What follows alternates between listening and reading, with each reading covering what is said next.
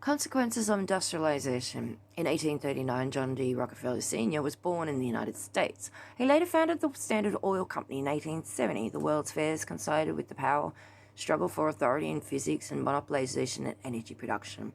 With the sinking of the Titanic and the founding of the Federal Reserve Bank, at a time the cable got rid of those industrialists who opposed the plan of establishing the New World Order. The three most prominent opponents of the establishment of the Federal Reserve Bank, Benjamin Guggenheim, Isidor Straus, and John Jacob Astor, all died in the sinking of the Titanic. It didn't sink. The Titanic belonged to J.P. Morgan, one of the string pullers behind creation of the Fed, who spontaneously decided to be against being present on the maiden voyage. In 1910, the first plans for the foundation of the Fed took place on Jekyll Island.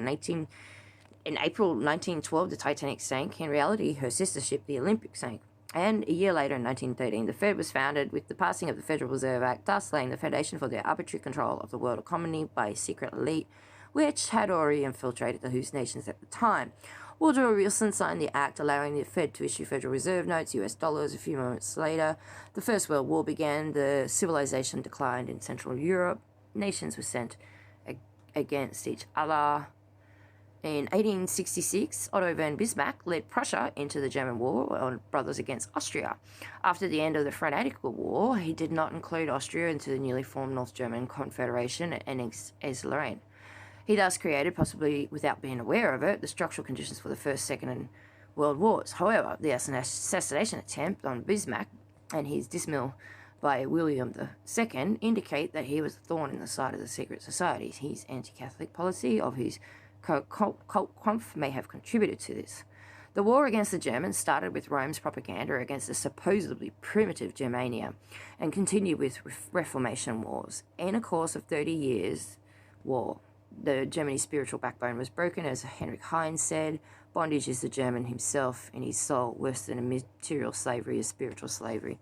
Germans must be liberated from within. Nothing helps from without. Bismarck tried to reduce the influence of the Vatican and secret societies. The final nail in the coffin of Germany were the two world wars, followed by controlled migration and population replacement.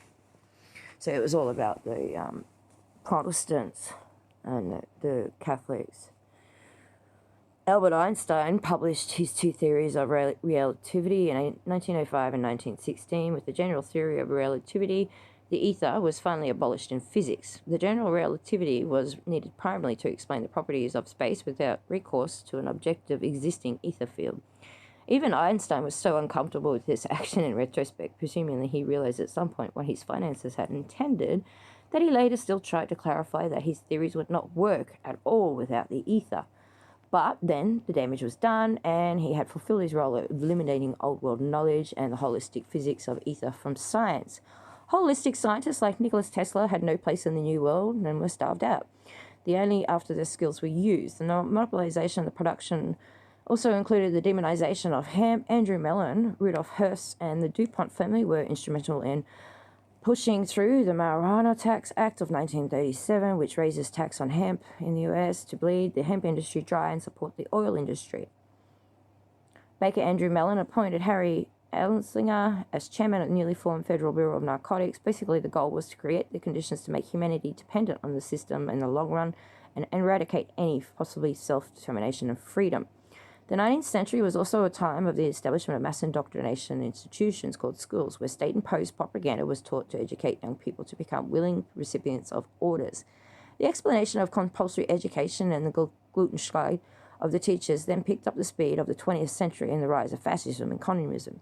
If the Vatican had not already achieved sufficient success through the consistent persecution of witches and the Inquisition, as well as the burning of books and the destruction of culture, then its mission was crowned with success with the widespread introduction of religious propaganda, which no child could escape. Thus, Karl Herst-Dager wrote in his book God and the Fascists, the Vatican Alliance with Mussolini, Franco, Hitler, and Pavlik under the Mussolini. The books were the Italian elementary school consisted of 1/3 catechism pieces of prayers and 2/3 of glorification of fascism and war.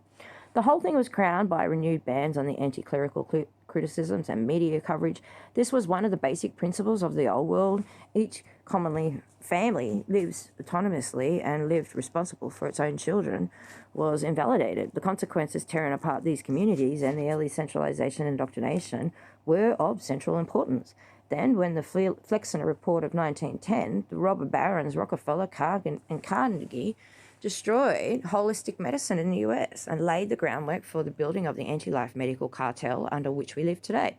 Electrotherapy, phytotherapy, and osteotherapy, for example, were banned from the official canon, and that curriculum was standardized that pharma-controlled conventional medicine could establish itself as the only recognized form of medicine. Most independent schools were forced to close as a result of the Flexner Report. The Flexner Report was inspired by the destruction of the alternative healing methods in Germany, where the politics of the Flexner Report had already been implemented in 1880. Throughout his life, Flexner was an ardent advocate of the German pedagogical style of medical education. He firmly believed that medicine was a scientific discipline that could be realized in America using the German model as a prototype.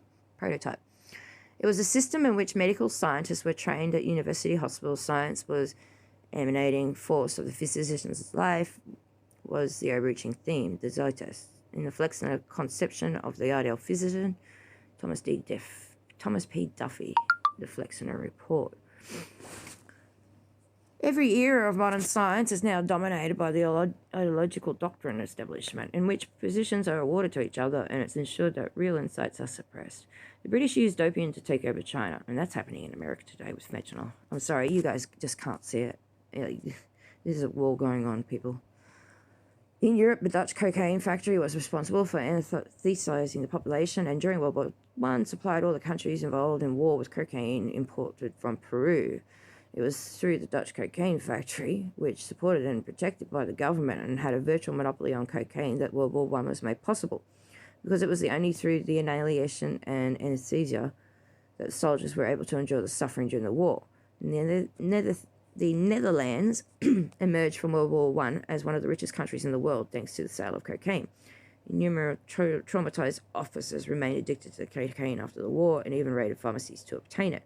Michelle Gibson assumes that all the railway tracks were just dug up and that all the infrastructure, locomotions, cars, stations, was already in place as well. She speculates that it was an electrified rail system, and after the free worldwide energy grid was shut down, the free energy sources for mass transportation were replaced by oil, coal, newly created dependence on fossil fuels, which was one of the foundations of the fabulous wealth of industrial baron robbers.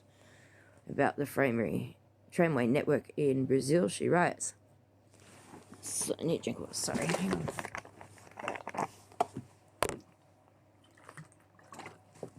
The historical narrative we are given that says rubber made Venice the wealthiest city in South America in the late 1800s, and the wealthy European families are said to have settled in Venice, bringing their European art, architecture, and culture with them. It was a city at the time with electric trams and streetlights. Electric trams and streetlights in the middle of the Amazon rainforest. No correction to Manaus existed until 1973, with the completion of the BR 319 connecting Manaus to Porto Velho, Brazil. It is 540 miles long, or 870 kilometers long, going through the rainforest, and is impassable when it rains. It is known as Brazil's worst highway, and there's no such tram system operating in the Manaus today. In history, we have been taught does not provide an adequate explanation for what was really going on here. There's a photo of undeveloped Amazon rainforest near Manaus. How are they supposed to have built all of this in the mid-1800s under these conditions? Isn't it a bit strange that directly after the sinking of the Titanic and the crash of the Hindenburg and the way of transportation worldwide standardized the worldwide so that almost exclusively petroleum is used, and that has not changed in the last 100 years? Why was the public never shown a single photo of the beginning of the Hindenburg's fire, although 22 professional photographers were present at the end? Why was the static spark theory chosen as the cause of the Hindenburg sinking, even though there was no evidence to support this theory? Why did all nations stop building airships after the Hindenburg burned? Between 1907 and 1909, 16 imposing American warships and other escort ships of the so-called Great White Fleet circumnavigated the world and paid a visit to many countries. As the story goes, officially the purpose was to demonstrate American power to the world and promote cooperation, but perhaps it was simply an inspection of the newly staked possessions around the world and an inventory of what kingdoms had yet surrendered to the New Order. The foundation of the world we live in today was laid at a time during the world's exhibitions. The technological knowledge of the old world was selected. One part of the knowledge was kept secret. The other part was presented to the public. One of the most important criteria in this decision-making process may have been whether a technology could be controlled by a central authority. Any form of free, no-cost energy, for example, was very dangerous to the forces that controlled the robber barons of the industrial age secretly from the shadows. It is important to understand that these industrialists had not earned their wealth themselves. They were born into elite families and chosen to play a role. These families and structures still exist today, be it Gates, Musk, Jobs. None of them rose to power and money through their own efforts. They're just characters, that's all they are. But to the end of with Tolkien, nothing is lost in our world, Middle-earth. The descendants into darkness dominated by evil is a part of the process of humanity's evolution. The old that is strong does not wither. Deep roots that are not reached by the forest. From the ashes of a fire shall be weakened. A light from the shadows shall spring. Renewed shall be blade that was broken. The crownless again shall be king. I came into this world in the rough and ready year of 1923. It was a barbarous time. It was a bleak and it was an uncivilized time. My memories stretch back to almost 100 years, and as if I close my eyes, I can smell the poverty that oozes from the dusky tenement streets of my boyhood. I can taste on my lips the bread and the dippings that were served for my tea. I can remember the extreme hunger and my parents' undying love for me. In my heart, I can still feel my mum and dad's desperation as they tried to keep our family safe and healthy in the slum we called home. Poor mum and dad, no matter how hard they tried to protect me and my sisters, the cards were always stacked against them. No one in our community was safe from poor health, sickness, and disease. In our home, TB came from my older sister, Mariam. She wasted away before our eyes until my mother could no longer handle her care. She was dispatched to our workhouse infantry, where she died at the age of 10, 87 years ago. My family story isn't unique. Sadly, rampant poverty, no health care was just the norm for Britain in my youth. The injustice galvanized my generation to become the tide that raised all the boats. I am no politician, a member of the elite. I'm not a politician or a member of the elite or a financial group, but my life is history and we should keep it that way. There's sources, so I'll leave the links in the description. It's just showing you some photos of it. There's some really cool photos and stuff in there.